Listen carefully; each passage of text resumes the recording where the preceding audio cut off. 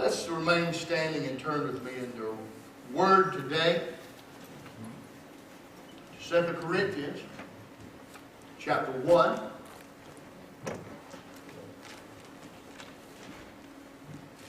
Some of our men from our men's group are going to get a little more in-depth message than what we did Monday night. Let me just remind you guys, we're meeting in my house every Monday night at 7. Love to have you if you haven't come yet. We promise we won't hurt you. We've been having some wonderful, wonderful in-depth Bible studies and teachings. And we'd love to have you come. We shared a little bit about this topic Monday night, and I thought I would develop it a little more. 2 Corinthians chapter 1, beginning to read with verse 3 through 7. 2 Corinthians 1, 3 through 7. Blessed be God and Father of our Lord Jesus Christ, the Father of mercies and God of all comfort, who comforts us in all our tribulation, that we may be able to comfort those who are in any trouble with the comfort with which we ourselves are comforted by God. Isn't that good? For as the sufferings of Christ abound in us, so our consolation also abounds through Christ. Now if we are afflicted, it is for your consolation and salvation, which is effective for enduring the same sufferings which we also suffer. Or if we are comforted, it is for your consolation and salvation. And our hope for you is steadfast, because we know that as you are partakers of the sufferings, so also you will be partakers of the consolation. You can be seated. Today I want to talk with you on the subject, wounded healer or unhealed wound. Wounded healer or unhealed wound. Being wounded in life is something that none of us can avoid. We really have no control over who wounds us or what wounds us. We will be wounded in this life. And when wounding comes, there is only one of two directions that we can go when we're wounded. We can become a wounded healer and minister healing to others, or we will become an unhealed wounder and administer pain to others out of our unresolved, unhealed wounds. Now let's look at these today. A wounded healer and an unhealed wounder. I want us to look first of all at a wounded healer, which is what each of us should strive to be. And the most paramount example of a wounded healer you will find anywhere is the picture of Jesus Christ when he was on the cross dying for our sin, wounded for our transgression, the innocent being killed that the guilty might go free and be healed. How many of you are glad that the innocent Jesus took your guilty place and you exchanged places on the cross? That is the paramount example of a wounded healer. He was wounded that we might be healed. Now let's look at several marks of a wounded healer. First of all, if you're going to be a wounded healer, you must have first experienced wounding yourself. Now you can read all the books you want to read about divorce, but unless you've been through one, you're just going to be a curious reader. Amen. You have no idea what it's about. Amen.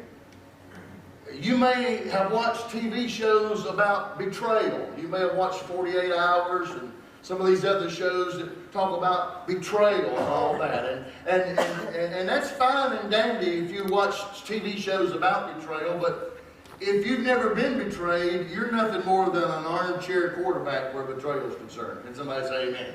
Amen. To adequately be able to comfort somebody who's wounded, you must have been wounded in that area where you know what you're talking about and you don't just sympathize. How many of you know people in the church and in the world, they don't need our sympathy. Some of them need your empathy.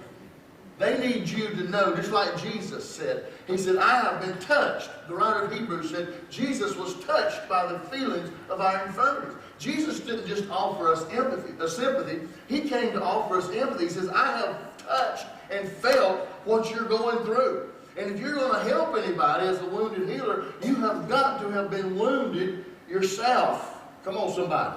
Amen. There's a second mark of a wounded healer. Not only must you have been wounded yourself, but number two, you must first be healed from the wounding experience. You must first be healed from the wounding experience. Wounds take time to heal. If you break your leg playing ball, guess what? You're not going to be out on the field next week playing ball again. It's going to take time to heal. And let me just throw out a little bit of advice for some of us who think we are Dr. Phil without the degree, and we like to help people. You have no business attempting to counsel a co-worker about divorce if your spouse just left you last week. Amen. You know what I see happen all the time? This is a problem that causes more divorces. You got a woman at work who's thinking about leaving her husband.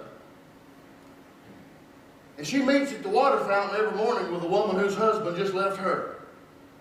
And here's how the conversation goes. Because emotional feelers are out the roof. All men are bad. That's a broad statement, y'all. There's a lot of men. Not all of them are bad, are we, Pastor T? Are we, Pastor T?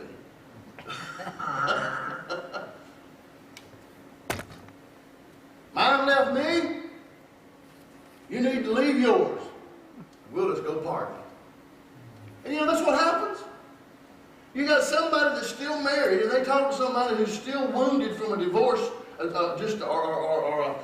just weeks old, and they're getting advice on marital advice from somebody that just got divorced, that's wounded, that would kill their spouse that left them if they could. What kind of advice you going to be getting? Poison him. Beat him, tie him up in the bed sheet, beat him with a broom handle. Kill him, leave him. Or this one, he's cheated on you. Why don't you go find somebody? Isn't that wonderful advice to be given somebody? That's the advice that an unhealed wounder gives. But a wounded healer would not give that kind of advice. You've got to wait till you're healed from your wounding before you can minister to anybody else's wound. Because if you don't, your infection is going to spread over on them, and you're going to be an epidemic. Instead of healing, you're going to bring more problems. So you must have first been wounded yourself. Number two, you must first be healed of your wounding. Number three, you must, as a wounded healer, make your wound available. Now this is the hard part for some. Make your wounds available as a source of healing to others through transparency. Simple way to say that is you just got to be transparent about your wound. Look with me in John chapter 20.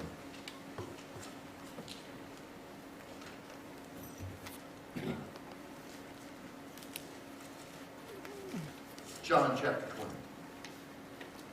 Verse 27 and 28.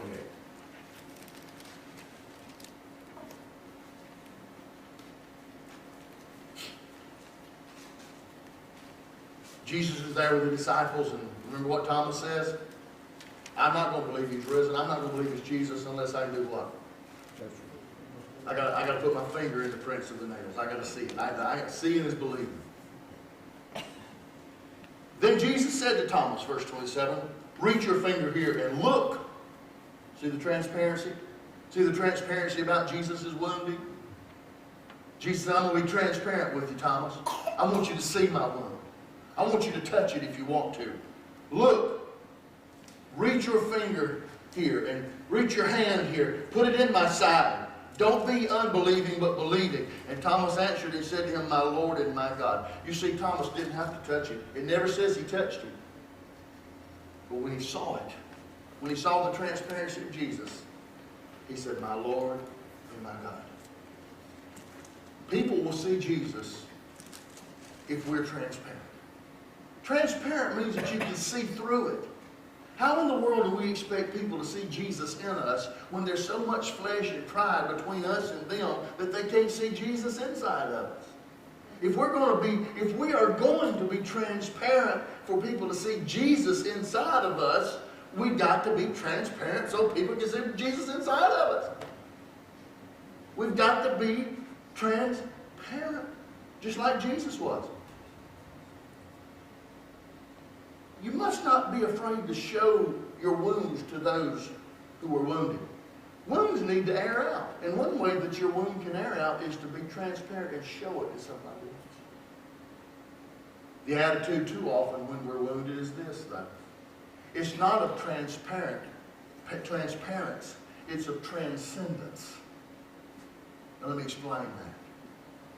Many times we try to minister to the wounded with a spirit of transcendence rather than a spirit of transparency. Transcendency rather than transparency. And here's what transcendent means. See if this doesn't make sense to you. Beyond or above the range of normal. Beyond the range of normal experience. Higher than. Surpassing magnificent. Unique. Perfect. Now that's how a lot of people try to minister to wounded people. In the religious world, we've got a term for it. It's called holier than thou. I'm way up here. I'm perfect. I have surpassed magnificence. I'm so sorry you're hurting, but I'll never hurt that way because I'm too spiritual to be wounded. I'm too spiritual to hurt. In Bible school, they taught us pastors, preachers. This is what's wrong with preachers. We went to Bible school. Here's what they taught us. They literally taught us, and they're still teaching this. Now, when you're before your congregation, you can never show any signs of weakness or failure. Those people depend upon you. They're looking to you for strength, and you're going to feed their soul. So you can't let them know when you're hurting. You can't let them know that you're just like them. You see the transcendency? But I don't believe that any pastor can ever adequately minister to a congregation and to his sheep if they think that he is so far above them that he can't even relate to their pain and their circumstances. Ministry is diminished when the pastor is so far out of touch nobody can reach him. And there's a bunch of them, y'all. Now they know better, but they don't want you to know better. None of us here are too high up to fall, and none of us here are too low down to minister to somebody else. Amen. That's a wounded healer. Let's look at the unhealed wounder. What are the marks of an unhealed wounder? You see, here, before we get to the marks, let me just say this about an unhealed wounder. An unhealed wounder, for whatever reason, has refused to allow God to touch or address their area of wounding. And they, in turn, because they are hurt themselves, they wound others. Did you know that your little dog that loves you, your little dog that just worships you, and you wish everybody in the world was like your little dog? You wish you was the kind of person your dog thinks you are. But if your little dog is hurt, wounded, say it gets run over by a car and it's laying out there in the middle of the road, and you go to pick it up, your own little dog that loves you, if it's hurting and wounded, may bite you because it is reacting out of its pain and it's not thinking rationally. Let's look at some marks of an unhealed wounder. An unhealed wounder, number one, has experienced a wounding, yet the wound has never been addressed and dealt with. Now, why would an unhealed wounder not allow the wound to be treated? Let me just see if we can answer that. It might be because of some of these following attitudes. I'm tough. It won't kill me. I can handle it. What is that really? What kind of attitude is that really? I'm tough. I can handle it. I don't need nobody else. Pride, yeah. I don't need you. I don't need nobody. I can handle it. Ain't nobody else's business what I'm going through. Well, it is if we're a body. If I drop a concrete block on my little toe, it's my ear's business.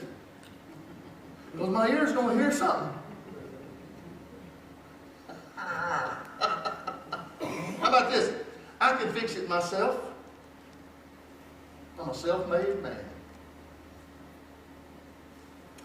Another reason I think that unhealed wounders are unhealed wounders is because their misery, listen, their misery has become their comfort zone and their normal. Well, I know I've got it bad right now, but I can't change because at least I know what to expect tomorrow. And I don't have to deal with the new stuff, even if it's better. Their comfort zone is their woundedness. Did you notice it said that there's some people, you can't get them out of their misery if you try. That's their address. They want to live there. You can move them out, they'll be back next week. It's their comfort zone. It's the only place they're comfortable. It also gives them an excuse to remain resentful and angry at the world. I hate everybody and I got to have an excuse, so that's going to be my excuse. I'm wounded. And could it be that they've grown addicted to the victim mentality? Don't mention anybody's name, but I will see their faces in that little cloud over your head when I say what I'm about to say, because it will appear. I see that all the time. Y'all don't believe I do, but I say stuff and I can see who you're thinking of.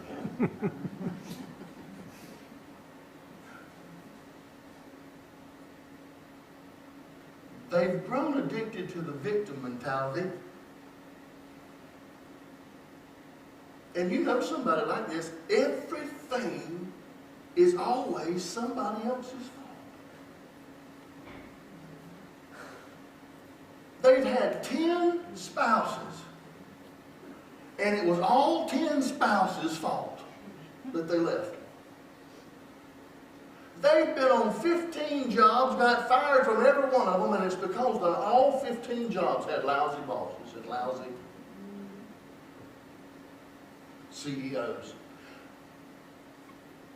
12 friends have bailed out on you this year, and it's every one of them's fault because they haven't recognized what a quality person you are. That's a victim mentality. How many people, they've been to 15 churches in 5 years. Honeymoon period lasts about a year and then they're gone. It's the preacher, it's the people, it's the size, it's this, it's the music, it's that, it's the other, it's they don't have the, it's always somebody else's fault. And everywhere they go, they're wounding people because they got that victim mentality. It could be that they've got Job's friends. Now, there's some people you got in your life that if they left, you ought to throw a party. Job's friends, they'll tell you stuff like this. I told you if you did that, this was going to happen. It's because you're such a bad person. You know, if you was really living for God and really had faith, this wouldn't happen. What did you do that God's whipping you for? Well, that's really good friends, isn't it? Instead of sitting down and crying with you, they make you cry. And God help you if you got a Job's wife. Well, just curse God and die. I'm tired of you.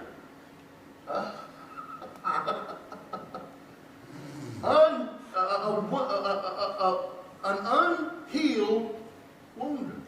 So, what we say?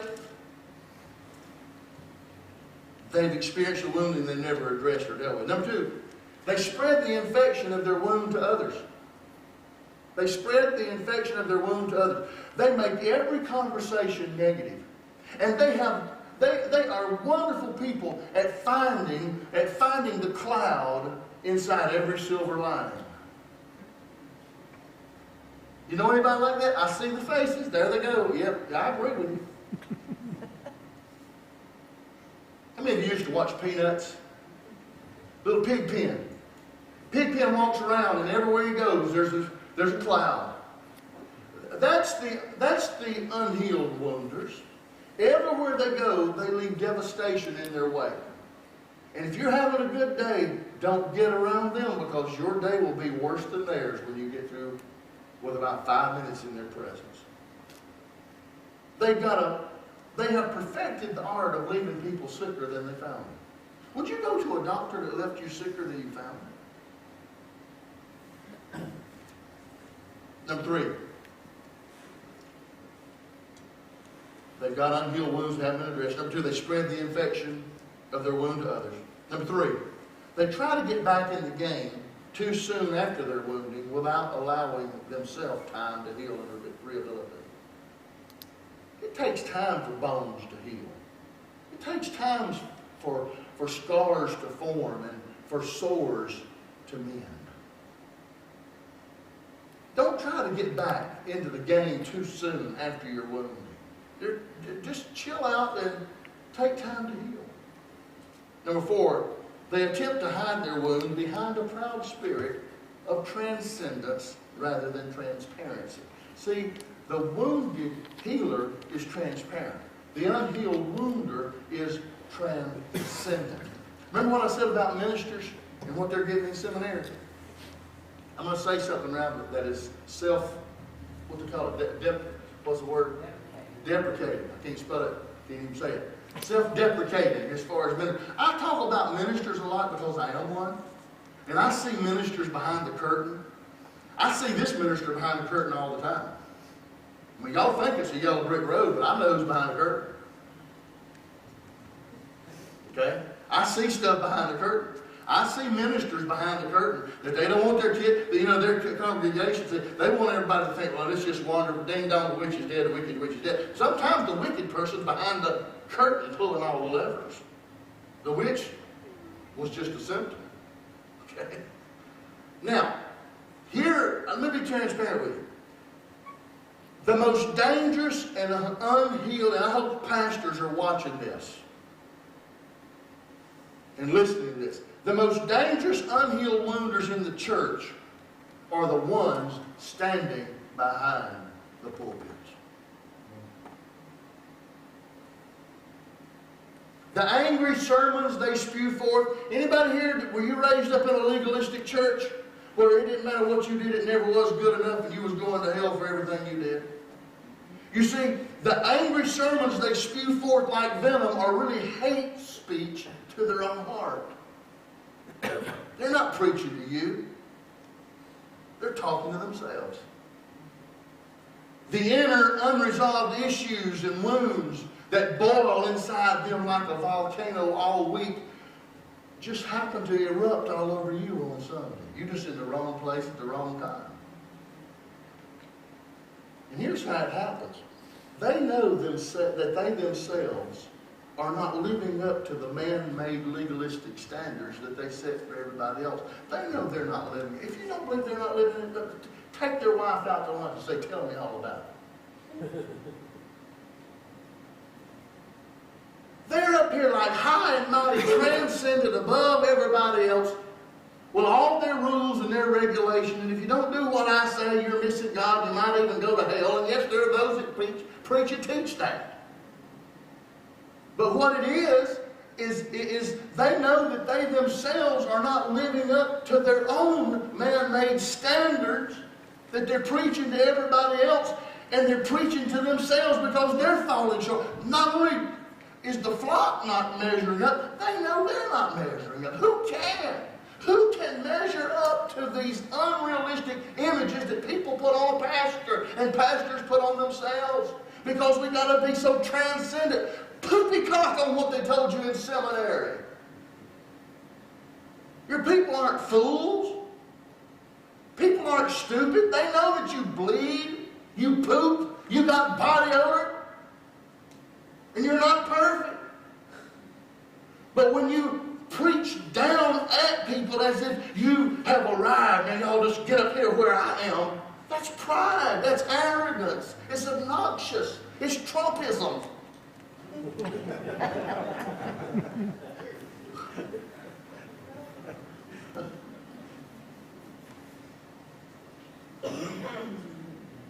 They dare not be transparent, so there's only one direction left to go. That's transcendent.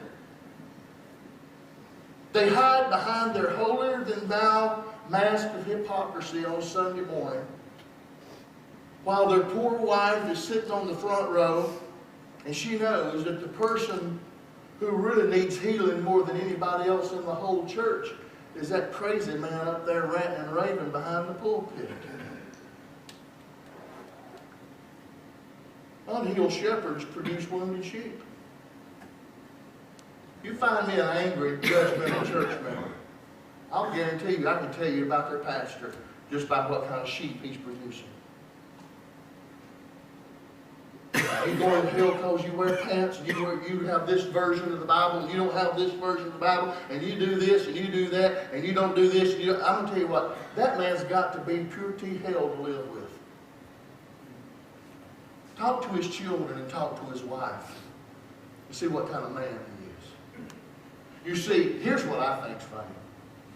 Well, it ain't funny, it's really sad. Because unhealed shepherds produce wounded sheep, here's something that we have got so skewed and so awry and so messed up in church. 95% of the church world calls hateful preaching from a raving maniac good preaching. 95% of the church world calls hateful sermons from a raving maniac good preaching. Do I need to explain that? Hateful preaching from a raving maniac. Boy, he preached today. I could feel the fire of hell. Made me want to go get saved again. Boy, he sure stepped on my toes. Oh, preacher, I wish so-and-so would have been here. They sure did need that.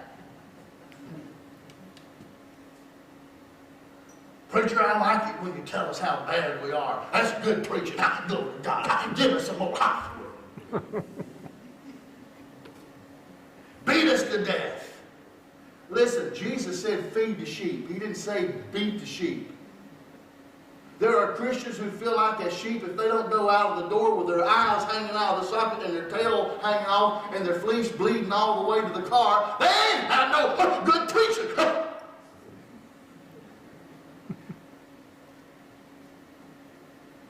Shame on us for elevating raving, holier-than-thou maniacs to our heroes in the pulpit. They ought to be in the psycho ward. They're sick. And they're making you sick. Because they are unhealed wounders. They're not preaching to you. They're preaching to their own ghosts, their own skeletons. Now, I don't know if any of y'all are Swaggart fans. Maybe you might be, but this is the best illustration I know.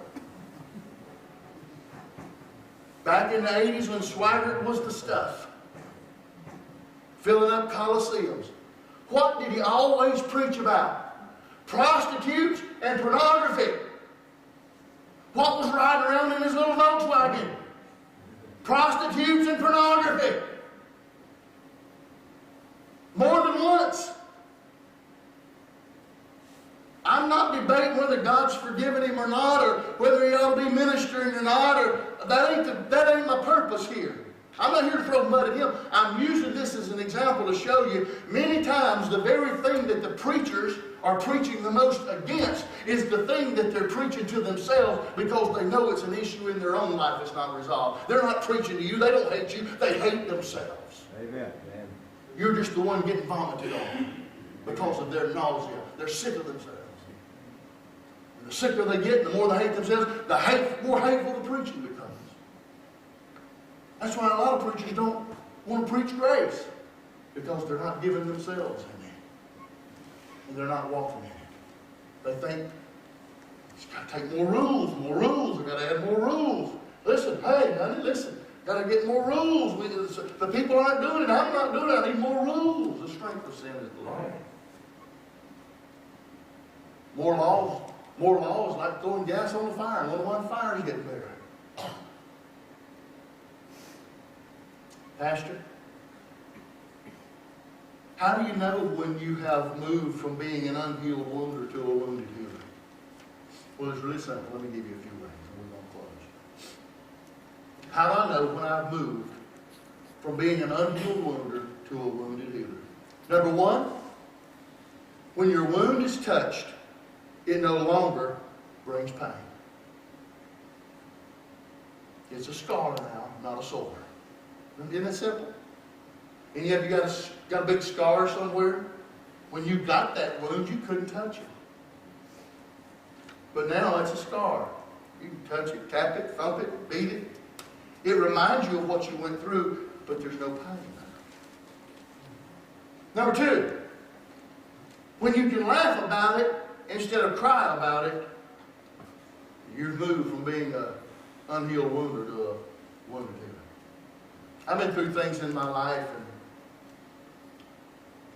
at the time, it was all I could do was talk about it. And I know some of y'all had to listen to me talking about it. And you had to listen to me regurgitate and cry. But now, not that it's funny, but it's a scar. And I can smile from what I've learned through it and not cry my eyes out. You know what I'm talking about? You can look back and see funny things that it wasn't funny at the time. Number three, you know that you have moved from being an unhealed wounder to a wounded healer. Number three, when wounded people feel drawn to you rather than driven away from you. If people see you coming and they run, you might be an unhealed wounder and they don't want wounded anymore. Why do you think people were drawn to Jesus? Everywhere he went, didn't matter what they had, didn't matter if they had leprosy, didn't matter if they were blind, didn't matter what their problem was. You know what? They followed him. They were drawn to it. Why? Because he was a wounded healer. If people are running from you rather than running to you, you're not a wounded healer. Number four, when people leave your presence more healed than hurt.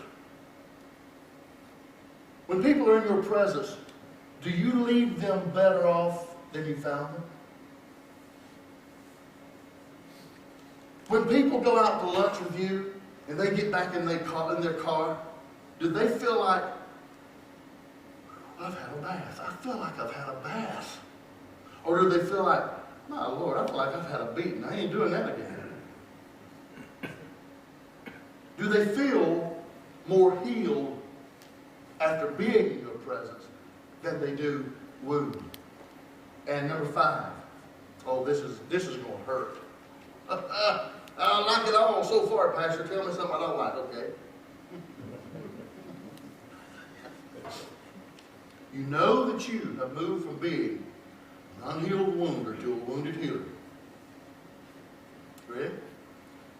When you can pray forgiveness for your wounder rather than seek revenge. When you can pray forgiveness for your wounder rather than seek revenge.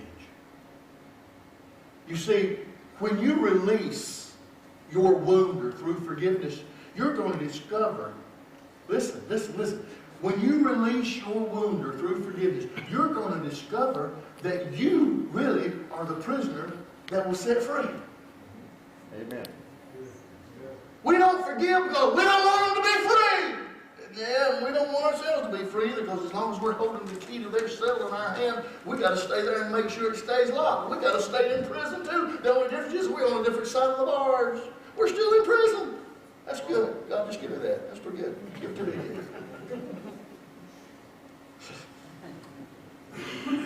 You're going to realize that when you forgive, you are the prisoner who was set free. You can sleep at night. Guess what? That person that wounded you, you think they've been spending any sleepless nights because of what they did to you? Absolutely not. It's you that's been sleepless. It's you that's got the ulcers. It's you that's worried. It's you that stays tore up all the time. Why? Because you're trying to be the jailer in the cell of judgment. It's not your place. Guess what? God will deal with them. But you got to deal with them too. You got to deal with them and say, I forgive you. What is forgiveness? Forgiveness is my right. It's me giving up my right to hate you for hurting me. That's all it is. Forgiveness is me giving up my right to hate you for hurting me. Forgiveness is me putting the key in your door, saying, you may go free, and now I found out that I'm the prisoner that's been released. That's what it is. That is all in the world a wounded healer is. Yes, we've been wounded. But guess what? We've learned how to minister out of our woundedness. We don't make people worse because we were wounded. We make them better. Kind of like a man named Jesus. Amen. Jesus didn't say on the cross, wait till I come down off this cross. You just wait. Y'all ain't saying that. You think that butt whipping in the temple was something? Huh. Call in the cameras. Get the reality show here. I'm going to kill everybody on this mountain and everybody I invite. No. He said, Father, when he was wounded, when he was hurting, when he was bleeding, forgive them. Forgive them. That is a wounded healer. Wounds are going to occur. They're going to occur. And chances are there's many of us sitting here today and listening by way of internet and by way of CD who, when you were wounded, God sent somebody into your life who had been through what you've been through, and they ministered healing. It's just what we read over here in Corinthians. A wounded healer learns to comfort others with the comfort that God comforted them with. See, an unhealed wounder doesn't let God comfort them, so they don't have any comfort to comfort anybody else with. They're trying to minister out of an empty pail. Today, if you are still wounded, let that person that God has sent into your life to minister healing to you, let them in. Let them in. Let them come and minister to you the comfort that God has comforted them with. If you're going through a divorce or separation, or the pain and hell of a marriage is driving you nuts, please don't go talk to somebody that just got their divorce papers last week. Talk to somebody that is healed from the pain and live to voice their opinion out of victory, not out of victimization. You hear that? Amen. And if you happen to be an unhealed wounder today, this is simple. Stop doing what you're doing and let somebody in.